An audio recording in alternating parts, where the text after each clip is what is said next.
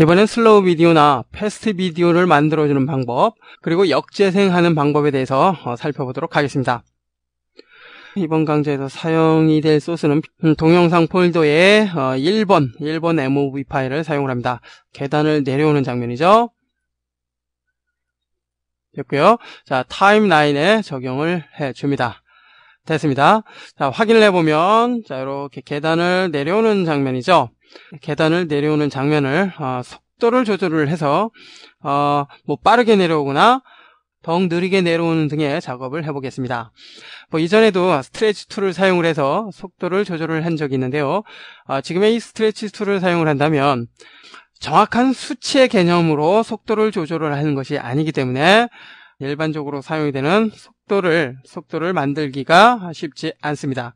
자, 그렇기 때문에 정확한 수치를 통해서 속도를 조절을 하고자 한다면 또 다른 방법을 사용을 해야 되겠죠. 속도를 조절을 하고자 하는 클립을 선택을 한 후에 우측 마우스 버튼, 자, 여기서 팝업 메뉴가 나타나면 스피드 듀레이션을 선택을 합니다. 됐죠?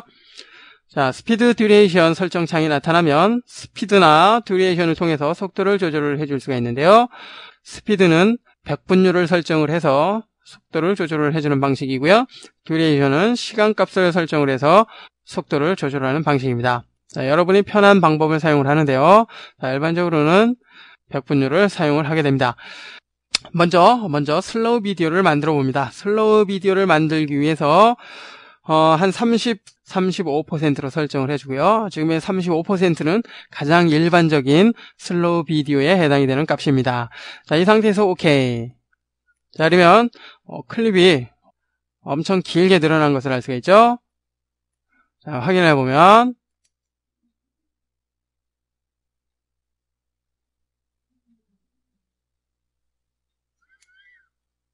그죠? 자, 속도가 엄청나게 느려진 것을 알 수가 있습니다.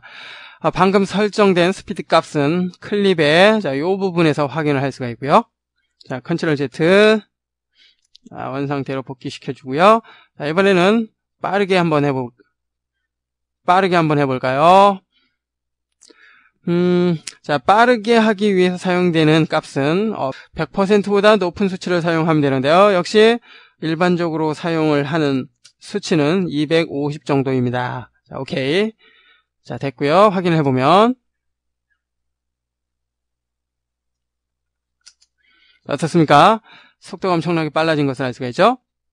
자, 컨트롤 Z. 자, 이렇다면 우리가 속도를 조절하는 방법도 다양하다는 것을 알 수가 있는데요. 여기서 어느 구간에서는 정상적인 속도, 어느 구간에서는 빠른 속도, 어느 구간에서는 아주 느린 속도로 설정을 해줄 수도 있겠죠. 자, 가령 자, 여기까지는 정상적인 속도, 그리고 자, 여기까지는 빠른 속도, 그리고 여기까지는 느린 속도로 해줄 수 있다라는 것입니다. 자, 그렇게 하기 위해서는 각 변화되는 각 시점을 기준으로 해서 클립을 잘라줘야 되는데요. 그러면 잘라볼까요? 자, 면도칼 툴을 사용을 해도 되겠지만 타임 마커가 있는 지점을 정확하게 잘라주기 위해서는 시퀀스의 레이저 트랙을 사용을 합니다. 자, 그러면 잘라졌고요. 자, 여기도 잘라졌습니다. 됐죠? 자, 처음은 정상적인 속도니까 그냥 놔두고요. 두 번째는 속도가 빨라져야 될 테니까 속도를 조절을 해봅니다. 스피드 듀레이션 250 정도로 해주고요. 오케이. 됐죠? 자, 그리고 빈 곳을 자, 이렇게 메워주고, 자, 세 번째 클립은 속도가 느려져야 되기 때문에 35% 정도로 해줍니다. 됐죠? 자, 이제 확인해보면 처음에는 정상적인 속도로 진행이 되다가 자, 이 부분에서 빨라지죠? 자, 그리고 여기부터는 다시 느려지는 것을 알 수가 있습니다. 자, 이처럼 속도를 조절을 할 때도 각 시간마다, 각 구간마다 서로 다른 속도로 편집을 해줄 수 있다는 것을 알 수가 있었습니다. 계속해서 이번에는 역재생하는 방법에 대해서 살펴보도록 하겠습니다. 자, 이전에 작업했던 것은 모두 삭제를 하고요. 새로운 클립을 타임라인에 적용을 해줍니다. 자, 조금 키워주고요. 자, 역재생하는 방법은 매우 간단한데요. 자, 현재는 정상적인 방향으로 진행이 되지만, 역재생을 하기 위해서, 우측 마우스 버튼, 역시 스피드 듀레이션을 선택을 하고요. 자, 아래쪽에 리버스 스피드를 체크만 해주면 되는데요. 오케이. 자, 이제 확인을 해보면, 자, 어떻습니까? 계단을 앞으로 내려가는 게 아니라 위로 올라가는군요. 그죠? 자, 이것은 즉 역재생이 됐다는 것을 알 수가 있습니다. 자, 역시 빨간색 렌더링 구간이 생겼는데요. 원본 파일과 달라졌기 때문이죠. 자, 다시 해제를 하고요. 오케이. 자, 그러면 다시 정상적인 방향으로 진행이 되는 것을 알 수가 있습니다. 역재생하는 방법 아주 간단하죠. 자, 그런데 역시 역재생할 때도 이런 경우가 있을 겁니다. 자, 어느 구간에서는 앞으로 갔다가 어느 구간에서는 뒤로 갔다가, 그죠? 뭐 이렇게 왔다 갔다 하는 그런 재미난 영상을 만들어 줄 수도 있겠는데요. 자, 그렇게 하기 위해서는 앞서 속도를 조절을 했을 때처럼 클립을 그 시점에 맞게 잘라줘야 되는데요. 자, 한번 해보죠. 자, 여기까지는 정상적인, 조금만 더 갈까요? 자, 여기까지는 정상적인 방향으로 재생이 되고요. 그리고 이 이후에는 계단을 뒤로 올라가는 역재생 장면으로 만들어 봅니다. 자, 그렇게 하기 위해서 클립을 하나 갖다 놓습니다. 됐나요? 자, 여기 아래에 있는 클립은 정상적인 방향, 위에 있는 클립은 역재생되는 클립으로 사용을 할 것입니다. 그렇기 때문에 위에 있는 클립에 아웃점을 방향이 바뀌는 그 시점으로 갖다 놓고요. 자, 이렇게 해야지 작업이 편합니다. 왜 이렇게 하는지에 대해서는 곰곰이 생각해 보십시오. 스피드 듀레이션 됐죠? 리버스 스피드 체크하고 오케이. 자, 그리고 역재생된 것을 알 수가 있는데요. 역재생되는 그 시점이 클립의 시작점과 아웃점을 기준으로 하기 때문에 지금처럼 방향이 바뀌는 그 시점을 아웃점으로 지정을 해 놓은 것입니다. 됐나요? 자, 이제 이동을 해서 딱 여기다 맞춰 놓으면 여기부터는 뒤로 가겠죠. 그죠? 시점이 정확하게 맞춰진 것을 알 수가 있습니다. 됐고요. 자, 뭐 여기는 사실 필요 없죠. 자, 정확히 맞춰주고요. 됐나요? 자, 그리고 아래로 이렇게 이동을 해줍니다. 됐고요. 자, 이제 이 시점부터는 다시 앞으로 내려오는 장면을 만들어 보겠습니다. 자, 그렇다면 역시 새로운 클립이 필요할 텐데요. 여기서 필요한 클립은 아무 효과도 적용되지 않은 클립을 사용하는 것이 아니라 자, 지금의 역재생 효과가 적용된 이 클립을 사용을 해야 됩니다. 자, 그렇게 하기 위해서 컨트롤 C 키를 눌러서 복사를 해주고요. 그리고 복사될 트랙 선택을 해주고 되나요? 자, 그리고 페이스트를 합니다. 자, 그럼 적용이 됐고요.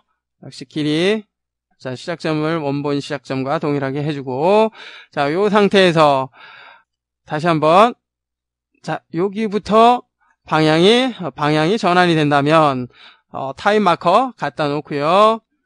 역시 잘라줍니다. 됐나요? 잘라줬고요. 자, 요 클립은 이제 원래 상태로 되돌려 줘야 되겠죠? 리버스 스피드를 해제를 합니다. 오케이. 됐나요? 자, 그리고 시작점을 방향이 바뀌는 그 시점으로 갖다 놓습니다. 자, 확인을 해보면 뒤로 올라갔다 다시 자, 이 시점부터는 앞으로 내려오는 것을 알 수가 있습니다. 그죠? 자, 그러면 역시 이 클립은 거기까지만 사용을 해도 되겠죠? 자, 그리고 아래로 내려주고요. 자, 어떻습니까?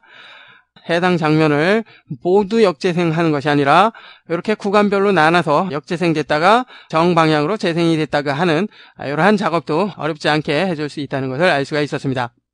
클립의 속도를 조절하거나 역재생하는 방법에 대해서 살펴보고 있는데요.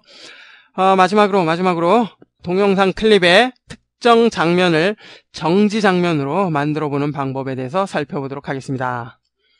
자, 삭제를 하고요. 자, 원래 상태로 해줍니다. 됐나요? 자, 가령 작업을 하다 보면은 특정 클립을, 특정 장면을 정지 화면으로 만들어줘야 되는 경우가 있는데요. 이럴 경우에는 프레임 홀드라는 기능을 사용을 하게 됩니다. 먼저 해당 클립 위에서 우측 마우스 버튼 팝업 메뉴가 나오면 프레임 홀드를 선택을 합니다. 자, 그러면 이렇게 창이 나타나는데요. 정지 화면으로 사용이 될 그 시점을 어떤 시점으로 해주겠느냐라는 설정은 바로 여기서 하는데요. 자, 현재 기본적으로 인 포인트로 되어 있는데 그 밖에 아웃 포인트와 마커 0이 있습니다. 인 포인트를 사용하면 해당 클립의 인 포인트, 즉 시작 프레임에 해당이 되는 그 화면이 정지 화면으로 사용이 되고요. 아웃 포인트를 선택을 하면 아웃점에 해당이 되는 프레임이 전체 화면으로 사용이 됩니다. 자, 한번 해보죠. 오케이. 자, 그런데 프레임 홀드를 체크를 하지 않았군요. 자, 프레임 홀드 체크를 하고요. 오케이.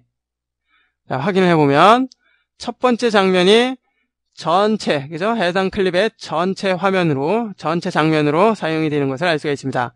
자, 움직임이 없죠?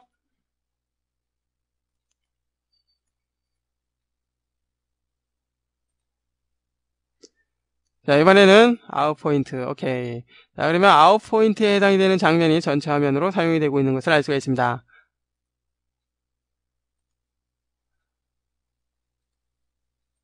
자, 해제를 하고요.